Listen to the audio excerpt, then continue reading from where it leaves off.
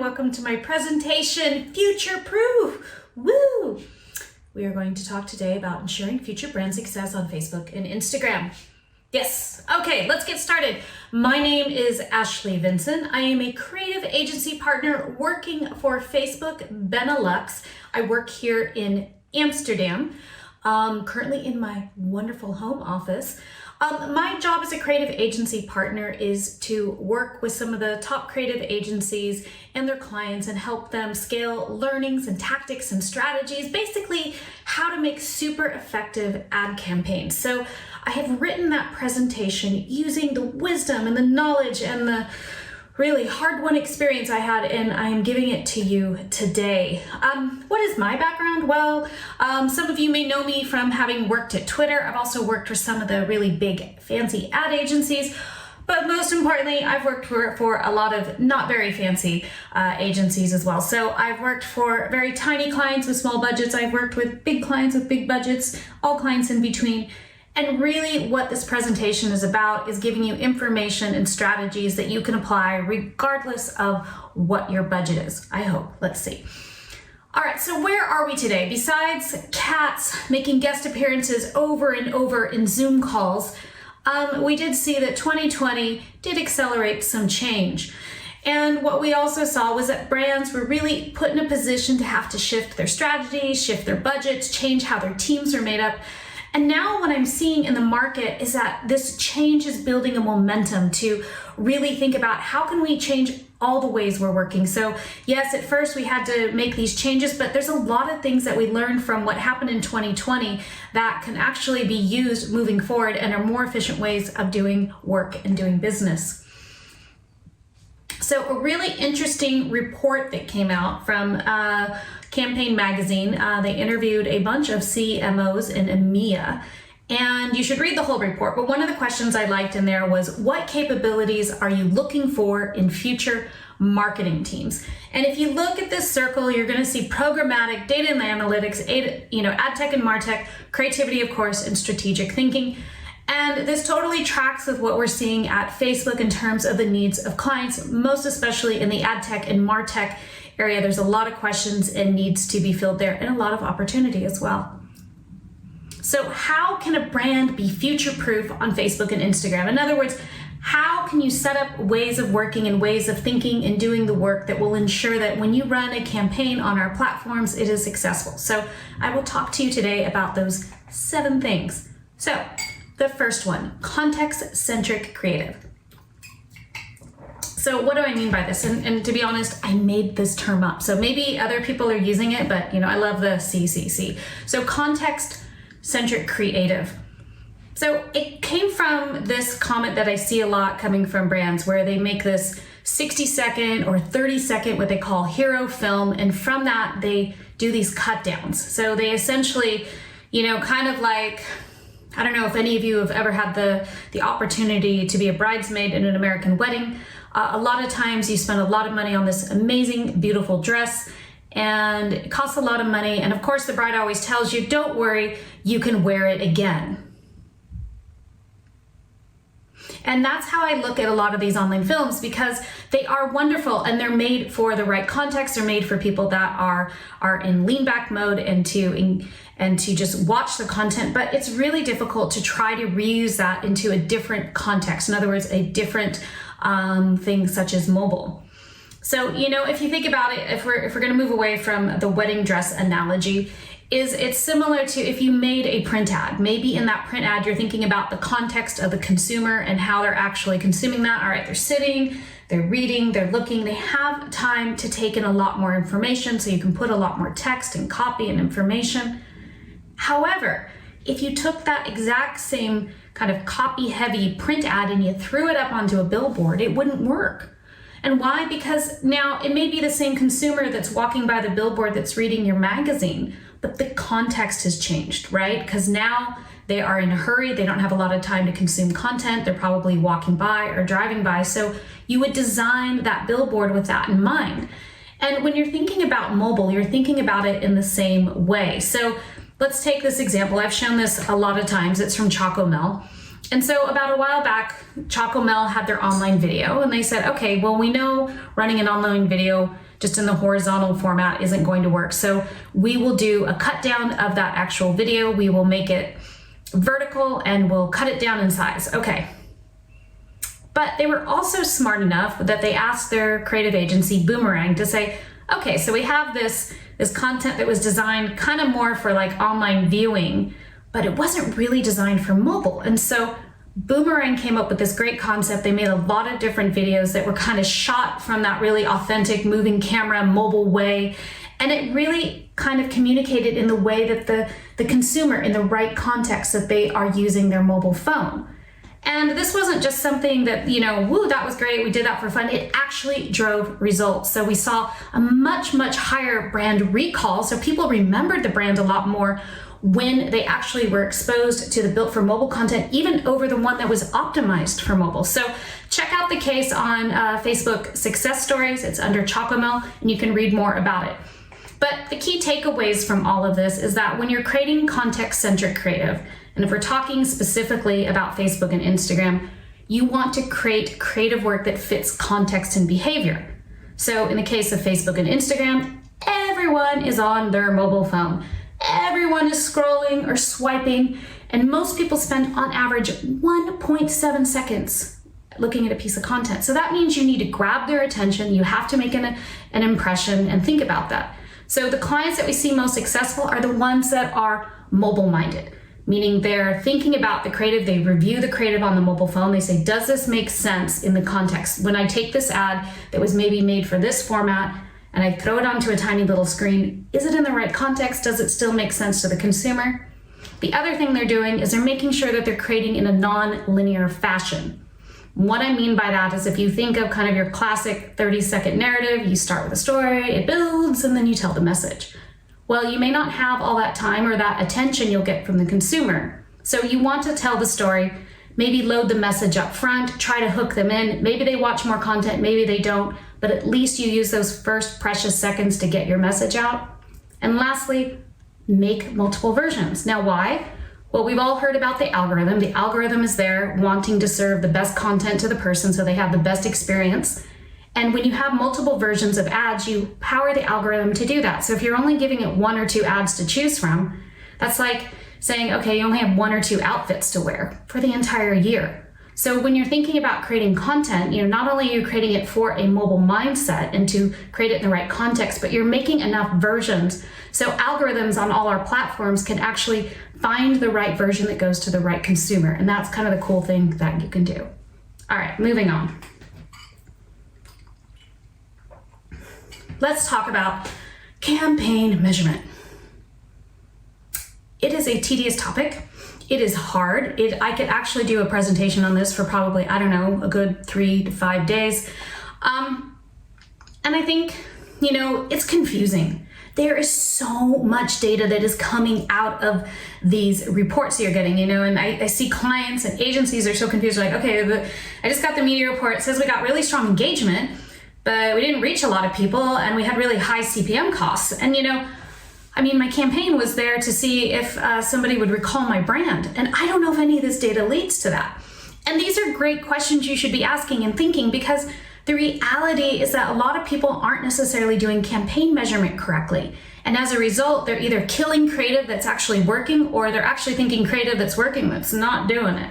So one of the first important things to think about is how can you set KPIs, so key performance indicators, that actually align to your campaign objectives. For example, you want to grow brand awareness. What is your KPI? Well, a lot of brands are saying, view through rate, because I know if they watch a lot of my content, that will correlate to awareness. Or engagement rate, because if I have a high engagement rate, that means that maybe they're more aware of me.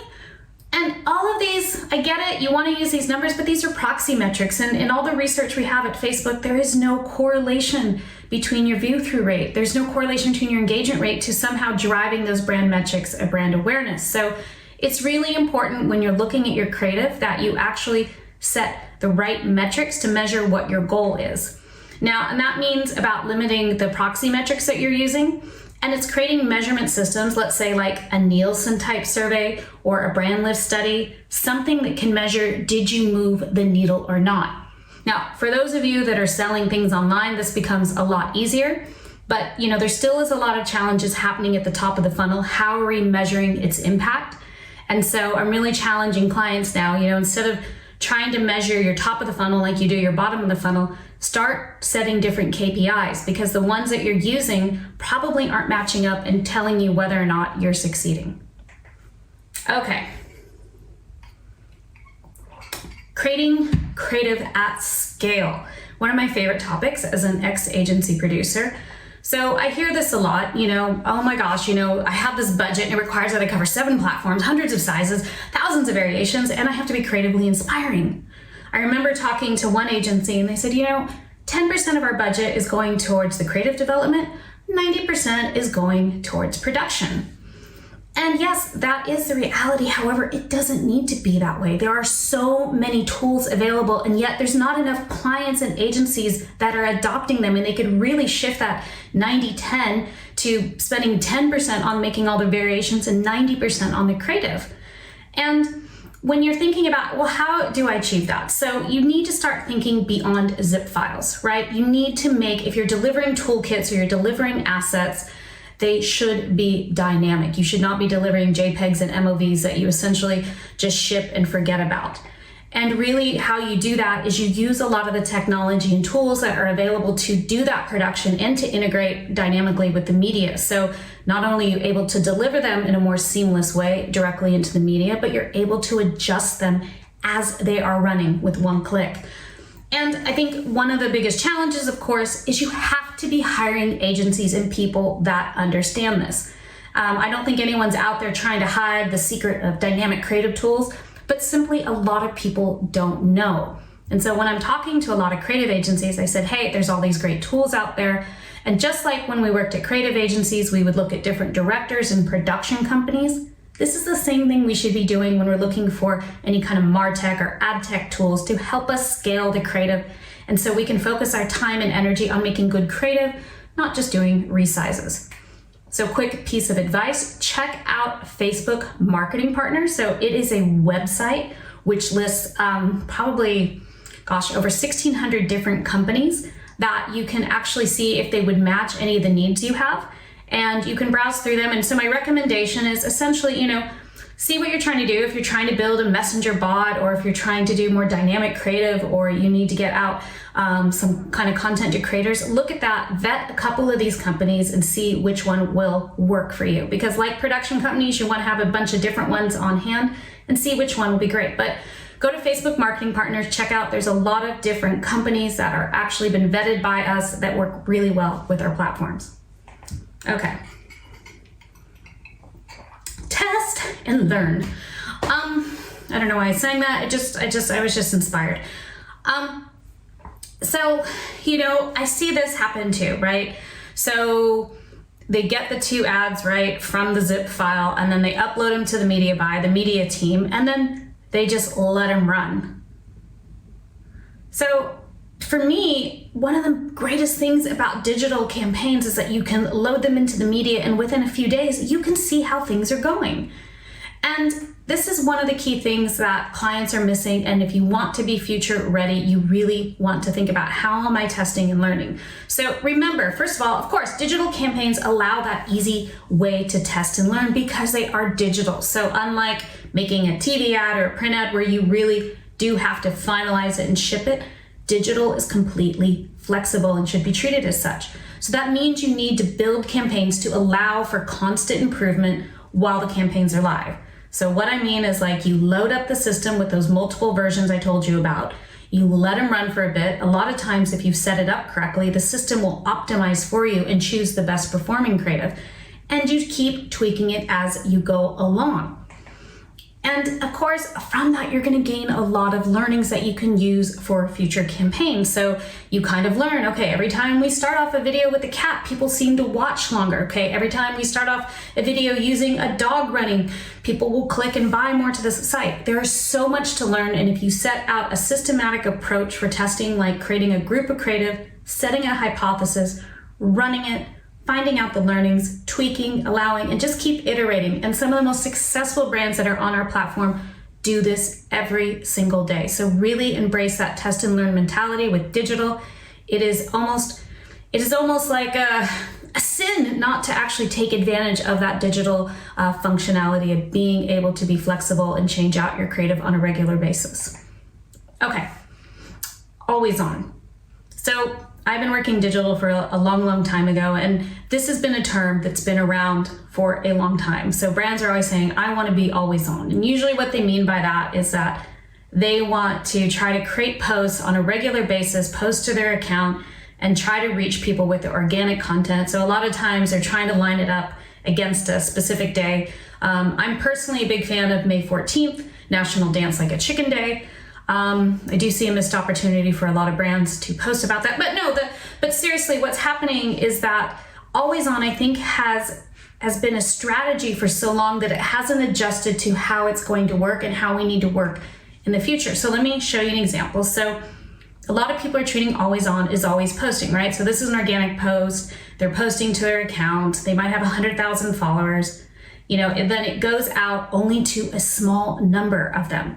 So you should know that when you post on your account organically, it doesn't reach all of your followers. Okay, that's known. But then you think about the amount of money that you spent on making that post. So really, when you think about always on, it should be about always reaching new audiences. So that content that maybe you're always creating should always be reaching new audiences, not just your followers. And so that's what we talk about in a media approach. So you want to run an ad, people click through, they get to learn about your brand, because people don't necessarily need to be a follower to buy you. In fact, most people that are buying from you are not a follower of you on any of these platforms. So you want to be able to reach out to those customers and not rely just on these posts that you're putting that they're somehow going to magically get you new clients. So yes, great to reach all of your followers, but even better to reach new audiences and truly grow your brand and reach new people. So I did make these special slides here. I'm going to run through them really quick. So this is, if you want to see some numbers, screenshot them, and then you can analyze my data later. So I did an organic versus paid. Now, I just made all this up. I just did some estimates. So I took a $20,000 budget. Yes, I use dollars. I'm an American. I feel really comfortable with dollars. And I pretended this was Brand X, and they had 100,000 followers, and they were making 20 posts a month. So I said, okay, 20 posts a month, let's estimate that it costs about $1,000 per post if you take into the amount of time that it takes to make the creative, that you pay the agency, or even the internal term. It's about $1,000 a post, and I'm probably being a little bit on the low side here.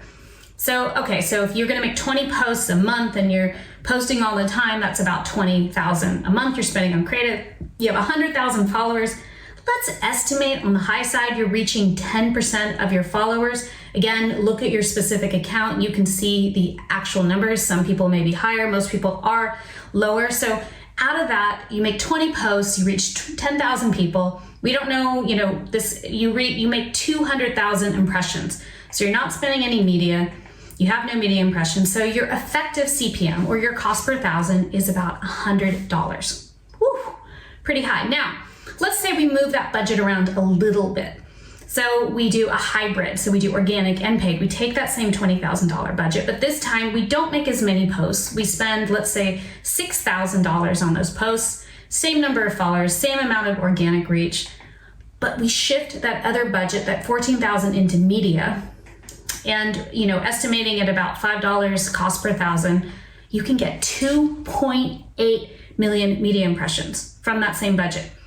Therefore, if you add in the organic and you take the amount of money that you spent, you're looking at closer to $7 CPM versus $100.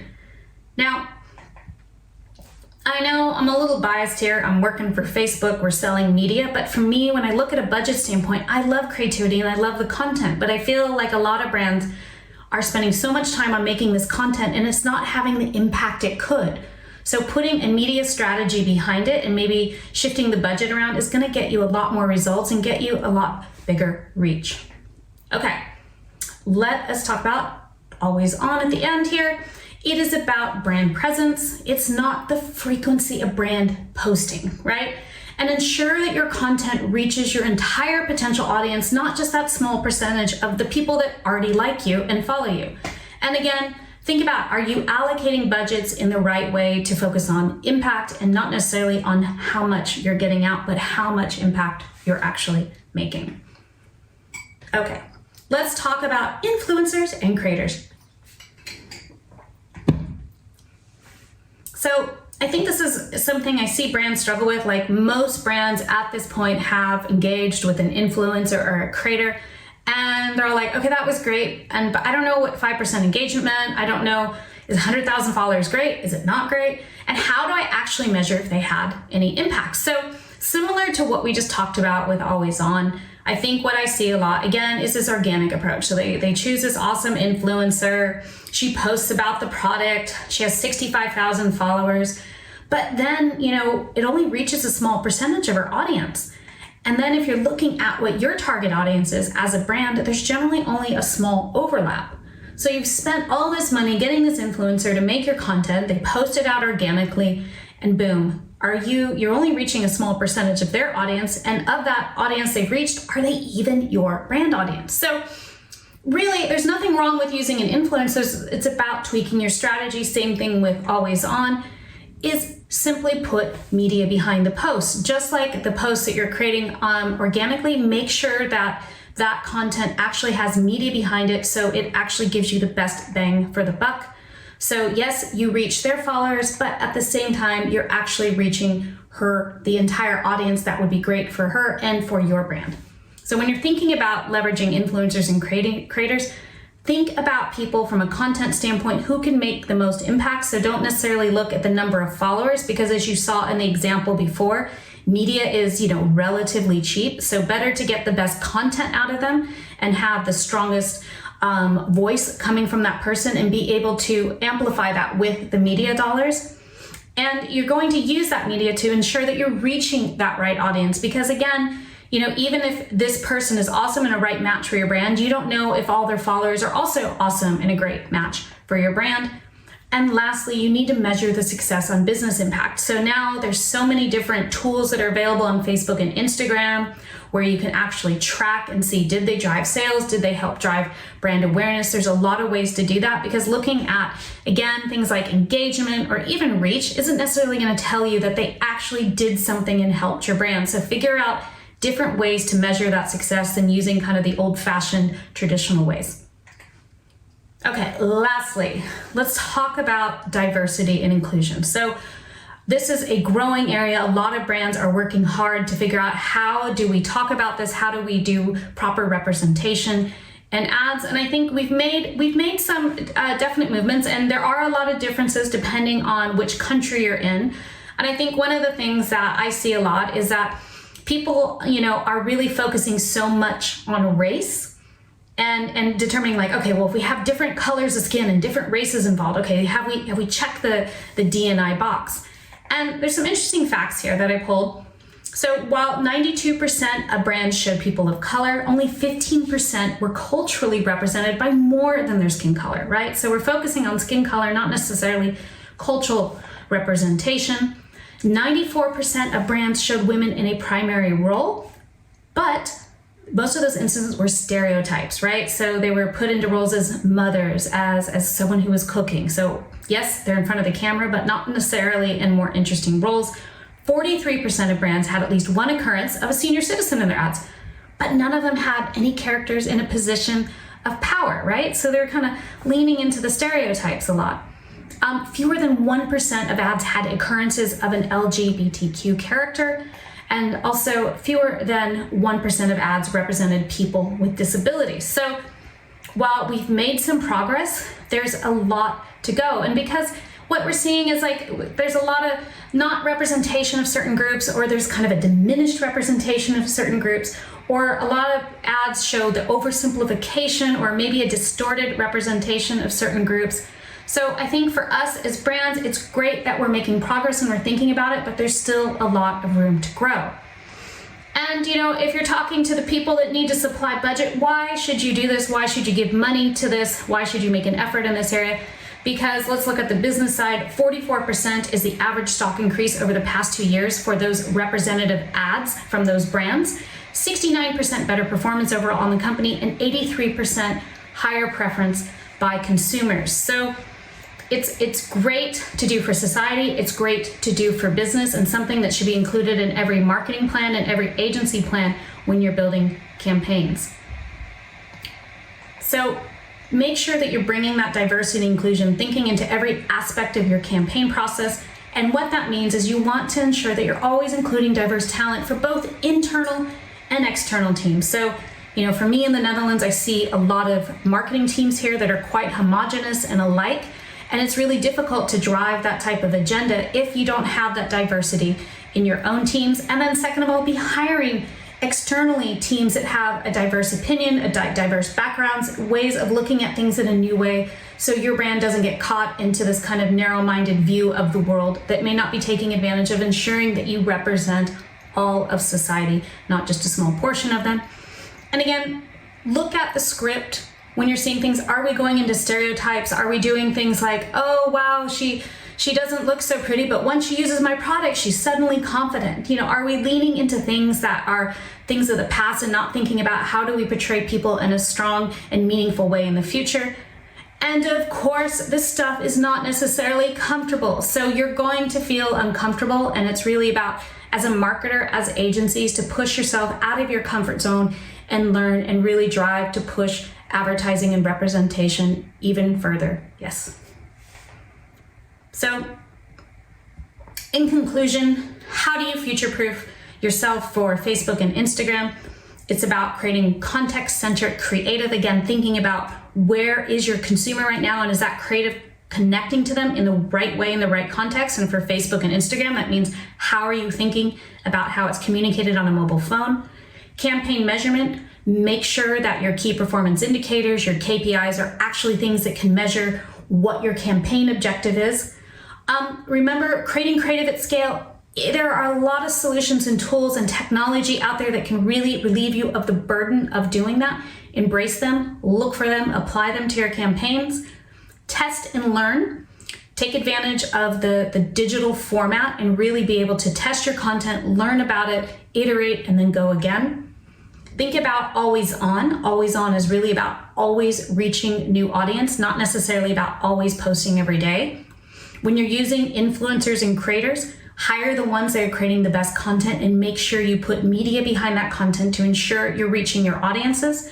And lastly, diversity and inclusion. Make sure that it is a everyday component of your briefs, of your teams, of the people that you hire, so that you make the best advertising that properly represents all of society.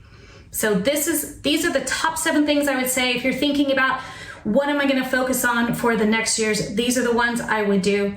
Thank you so much for your time. Thank you for watching, and I hope you have a wonderful rest of the day. Thank you.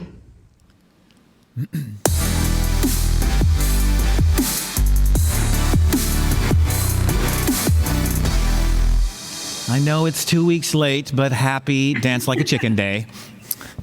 My favorite holiday ever. Yay. From the Facebook side of things, have you noticed any changes in the way brands are advertising from or during the pandemic, and what might that lead to in a post-pandemic situation? I think everyone kind of struggled at first what they were going to do. I know a lot of campaigns got put on hold because you couldn't actually shoot live or what you had planned to do. I actually was stuck in the United States at the beginning of the pandemic in March through May of 2020. So it was pretty interesting. The advertising at first looked alike. It was the same tone. Silent streets. Like silent streets. We know this is a difficult time. Our brand is there for you. It was all over the US. So what I've seen a shift now is everyone's going back to being more authentic. I don't know, this is the United States ad. But I forget the gum, but they did an excellent ad. Obviously the United States has a higher vaccination rate right now, but they did an ad representing the joy of going back to seeing people going back into the office and things. So I see I think everyone was a little bit scared to communicate because they didn't know how to say it, and were they going to say something inappropriate? And I think now we're really looking and leaning into human truths. We all have had a cat in our Zoom call. We've all suffered. We actually kind of miss our coworkers. We haven't touched people for a while. So I see some of the best creativity is starting to reflect that, and the brand campaigns are doing that as well. Okay. And as the world opens up and there's a bit more normal, what can brands do to keep people engaged on Facebook? I mean, we saw your 7 tricks, but is there even, or not tricks, but tips? But, what is I don't know, what is the next way of communicating on Facebook?